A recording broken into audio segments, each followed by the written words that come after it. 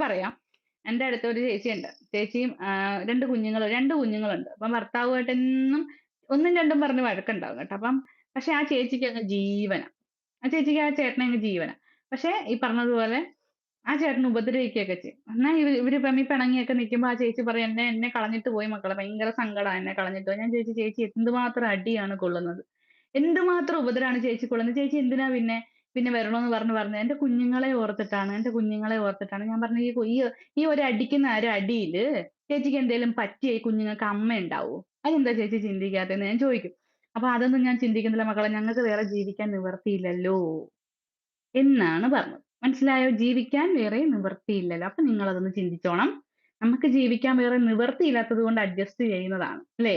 അതുകൊണ്ടാണ് ഞാൻ എല്ലാരോടും പറയുന്നത് ഒരു ജോലി വേണം. നമുക്കൊരു ജീവിക്കാൻ നിവൃത്തിയുണ്ടെങ്കിൽ ആരുടെ അടി ഇടിയും ഒന്നും കൊണ്ട് ശരീരം കളയേണ്ടുന്ന ഒരാവശ്യവുമില്ല എന്റെ കൊച്ചുങ്ങളെ. അതിനി ആരുടെ ആണെങ്കിലും നമ്മടെ ദേഹത്ത് തൊടാൻ ഈ പറഞ്ഞതുപോലെ സ്നേഹത്തോടെ തൊടാനാണെങ്കിലും